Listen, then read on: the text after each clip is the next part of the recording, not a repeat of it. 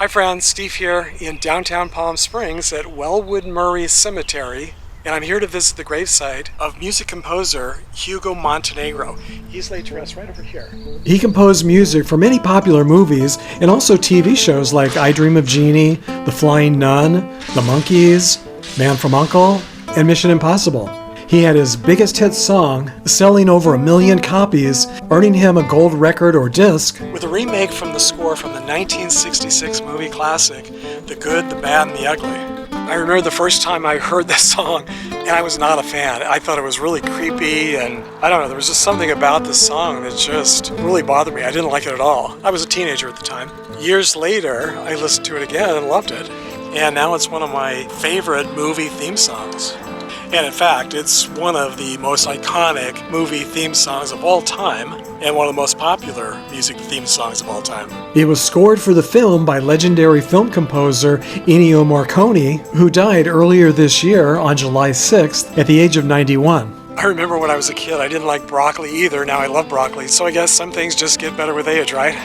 Now, I don't know if you guys remember where you were when you saw the movie the first time, but I definitely remember where I was. I was in the back seat of a brand new 1966 Ford Mustang at a movie theater somewhere near Gardena, California. And I was in the back seat, and I was kind of busy doing other things and really wasn't watching the movie very much. It was years later that I actually watched it again and realized what an outstanding movie it was. And I also just discovered that 2021 is the 55th anniversary of the release of the movie. It came out in theaters December 23rd, 1966. It's hard to believe that's even possible, 55 years ago. And it's really hard to believe, since I sometimes can't remember what I had for dinner yesterday, that I can remember exactly what I was doing that night in the back seat of that 66 Ford Mustang 55 years ago. I guess some things you don't forget, especially when you're a young teenager. For those of you who haven't yet seen the movie, it's a spaghetti western directed by Italian director Sergio Leoni and set in the 1800s during the American Civil War. The title of the movie refers to the three main characters. Clint Eastwood plays Blondie, or the Good, Lee Van Cleef plays Angel Eyes, or the Bad, and Eli Wallach plays Tuco, or the Ugly. I just watched it again the other day, and it's really aged well. Hugo Montenegro died from emphysema here in Palm Springs, California on February 6, 1981, at the young age of 55. The director of the film, Sergio Leoni, also died quite young. He died at the age of 60 from a heart attack in Rome, Italy on April 30th, 1989. He's buried at Napoleonic Cemetery in Patricia de Mare, Italy. And I already mentioned that the composer of the soundtrack, Ennio Marconi, died earlier this year at the age of 91, and sadly he died from a fall in Rome, Italy. He's also buried in Rome, Italy, in Laurentino Cemetery. Clint Eastwood still seems to be going strong at the age of 90, and Eli Wallach lived to be 98 years old. He died from natural causes on June 24, 2014, and was cremated. Unfortunately, he has no final resting place to visit at this time. So next I'm going to head to Hollywood to visit the final resting place of actor Lee Van Cleef. He's laid to rest at Forest Lawn Memorial Park in the Hollywood Hills, which is around 115 miles west of Palm Springs. It's about a 2-hour drive when there's not much traffic. The name of this cemetery is the Welwood Murray Cemetery, and the first person buried here was Welwood Murray's son, Welwood Erskine Murray, who died in 1894. Welwood Murray Sr. opened the very first hotel here in Palm Springs about a decade earlier. They also owned this small triangular plot of land here at the base of the hills, and when their son died, they decided to bury him here. Other Palm Springs pioneer residents also asked to be buried here, and over the years it just became a cemetery.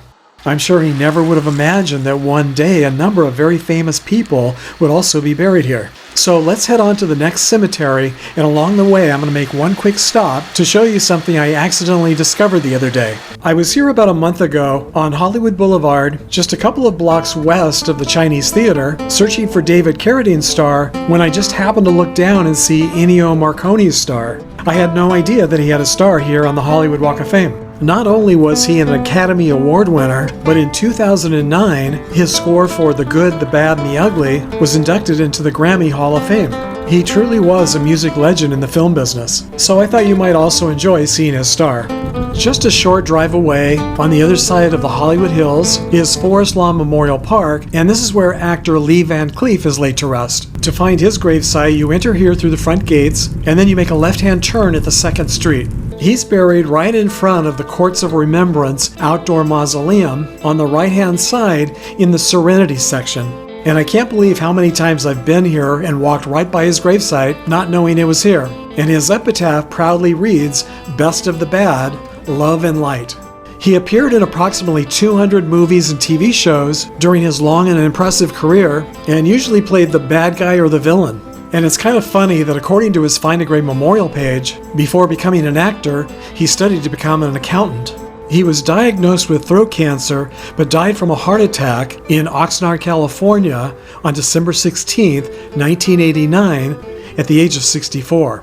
And his Find a Grave memorial page does include a GPS, so his gravesite is very easy to find if you plan to visit in person. Here's another look at his headstone and his very memorable epitaph. I guess if you're going to be bad, you might as well go for it and be the very best, and he sure was. And I bet it was a lot more fun than being an accountant.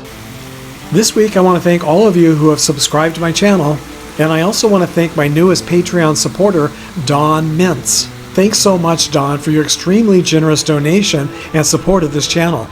So if you enjoyed today's trip down memory lane, I hope you join me on another one by clicking and watching the video here. Until next time, thanks for sharing the memories, everybody.